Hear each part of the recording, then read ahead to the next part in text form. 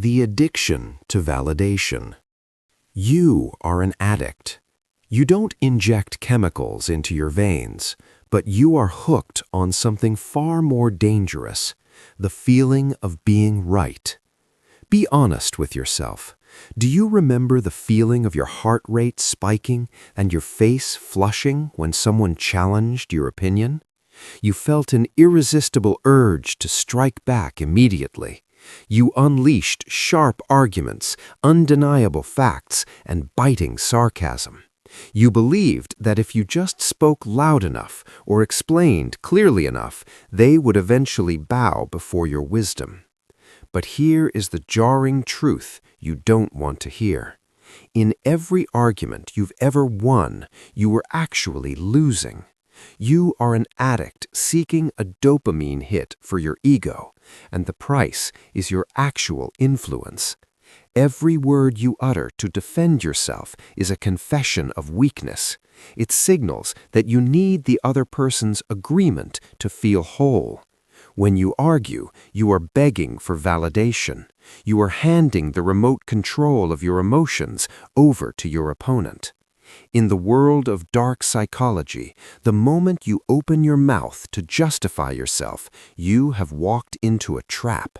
You win the verbal battle, but you create a resentful enemy. They might go silent, but they are not convinced. They are simply waiting for the perfect moment to stab you in the back when you least expect it. Today, the archive opens a forbidden chapter.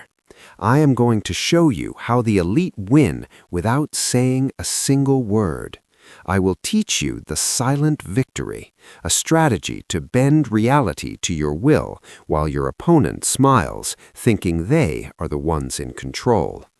After this video, you will never argue again, because you will be too busy winning. The hidden foundation of Law 9. To master Law 9, we must look deeper into the biological and evolutionary nature of humans. Why does arguing come as naturally to us as breathing? Millions of years ago, status within a tribe was a matter of life and death. To be wrong was to be lower in the hierarchy. Therefore, our brains perceive being contradicted as a direct threat to our survival. When you argue with someone, you aren't communicating with their rational mind. You are confronting the amygdala, the ancient center of the brain that processes the fight or flight response. The moment you point out someone's mistake, their brain releases cortisol. Their heart rate rises. They are no longer hearing your facts. They are simply preparing to survive your attack. You cannot reason a person out of a position they didn't reason themselves into. The elite understand a secret that the masses ignore. Words are filters, but actions are reality. In the modern world, words are the cheapest commodity. We live in an era of yap culture and self-proclaimed experts. Because words are so abundant, they carry an inherent seed of suspicion. People know that humans lie, manipulate, and use language to mask incompetence. But actions are undeniable. You cannot argue with a finished result. You cannot refute a skill that has been refined to the point of perfection. When you demonstrate your point through action, you bypass the opponent's amygdala entirely. You don't trigger their defense mechanism because you aren't attacking their ego. You are simply presenting a new reality they are forced to accept. It is the difference between telling someone the sun is hot and letting them feel the burn on their skin. One is a claim, the other is a conviction. The master of power knows that truth is not something you say. Truth is something you perform. The Master of Silence, Michelangelo. Let us travel back to Florence in the year 1502 to see how a true genius operated. Michelangelo was standing before a massive block of marble, over 18 feet high. He was carving the David, a masterpiece that would change the history of art forever. In the middle of his work, Piero Soderini, The mayor of Florence, a man of immense political power but zero artistic knowledge, walked into the studio. Soderini looked up at the statue with an air of fake authority and declared confidently, "The nose is too big." Imagine being Michelangelo at that moment. You have spent months studying anatomy, measuring every proportion with absolute precision. You know for a fact that the nose is perfect. What would the masses do? The alphas, the hustlers, the debaters? They would argue. They would explain the laws of perspective. They would try to prove the mayor was an idiot who knew nothing of art. And the result, they would win the argument, but lose the support of the most powerful patron in Florence. They would win the ego, but lose the career. But Michelangelo didn't say a word. He didn't defend his work. Instead, he invited Soderini to climb the scaffolding with him. As he climbed, he secretly picked up a handful of marble dust from the floor and hid it in his palm.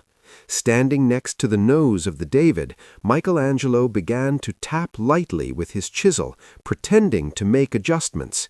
He wasn't actually touching the stone, but as he tapped, he slowly let the marble dust fall from his hand. To Soderini, looking up from below, it looked as if the nose was truly being reshaped. After a few minutes of this theater, Michelangelo stepped back and asked, "How do you see it now?" Soderini looked up, his face beaming with pride. "It is much better," the mayor replied. "You have given it life." Michelangelo changed nothing. He kept his masterpiece exactly as it was. But more importantly, he kept Soderini's favor. He let the mayor win in his own mind, while Michelangelo won in reality. This is the ultimate art. Don't prove others wrong with your mouth. Let your actions create a scenario where they believe they discovered the truth themselves. It involves understanding other people's emotions and thoughts and speaking in a gentle tone. 5 power moves to master reality. To operate like a silent predator in the modern world, you must turn these 5 power moves into instincts. Move 1. Pseudo-agreement. When a boss or a peer challenges your method, your instinct is to say, "No, that won't work." Kill that instinct. Instead, use the phrase, "That's a very interesting perspective.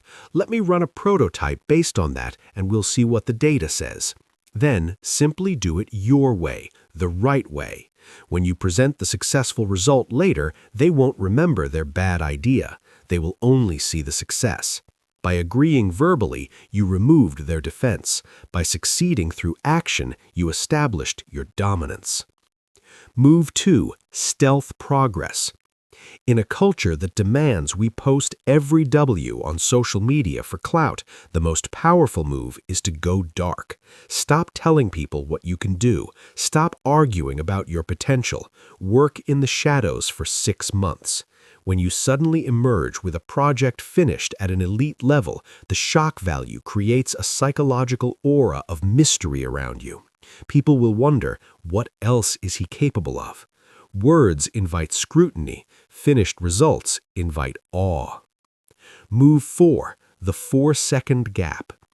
When someone insults you or tries to bait you into a useless argument, wait exactly 4 seconds before responding.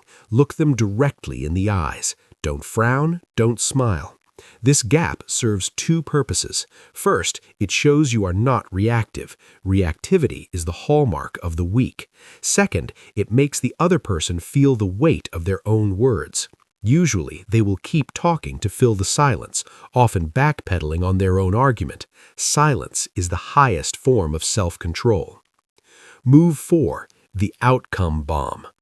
If someone doubts your capability, don't show them your resume or list your achievements. Find the most agonizing problem they are facing and solve it quietly overnight.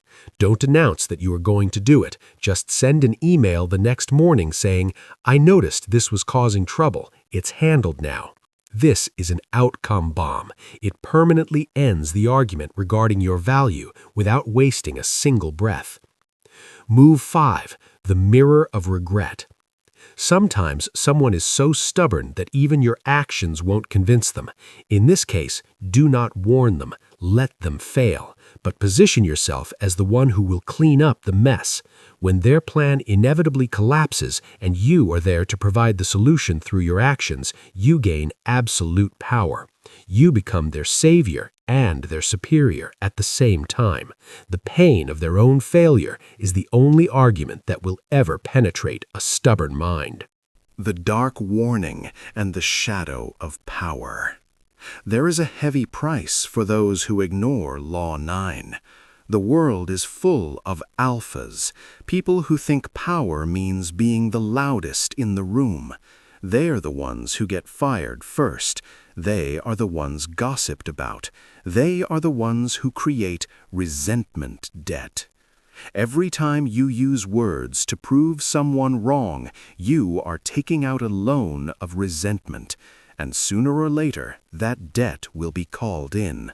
They will sabotage your promotion. They will celebrate when you fall, because you made them feel small. This is the difference between an alpha and a sigma. The alpha needs the crowd to see him win the argument. The sigma only needs the world to see the final result. The alpha is an actor. The sigma is an architect of reality. But beware the shadow side of this law. If you use your actions to humiliate others, if you do the work just to make someone else look incompetent in front of everyone, you are still failing. You are still arguing, just using results instead of words. This is the fastest way to create a permanent enemy. The goal of Law 9 is not to prove you are better in a vulgar way. The goal is to be undeniable. True mastery of Law 9 requires you to become invisible. The most powerful victory is the one where the loser thinks it was their own idea to agree with you. Keep your lips humble, but let your results be ruthless. If you brag about your victory, you've turned a strategic win into an ego battle. Real power belongs to the one who wins and remains silent. Let them think they were right all along, as long as the result stays in your hands. Closing the archive. The world is a noisy place. Everyone is screaming for attention. Everyone is desperate to be right. But you are different. You now have the key to the archive. From this moment on, your words are a finite resource. Spend them wisely. When you feel the urge to argue rising, remember the marble dust of Michelangelo. Remember the amygdala lurking in your opponent's brain. Ask yourself, do I want the dopamine of being right, or do I want the power of actual success? Keep your words in your pocket and your plans in the dark. Let your success be the only noise they are ever allowed to hear.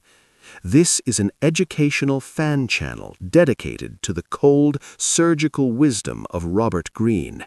If you are ready to stop reacting and start dominating, subscribe to unlock the archive. We are building a community of observers, those who see the world as it is, not as they wish it to be.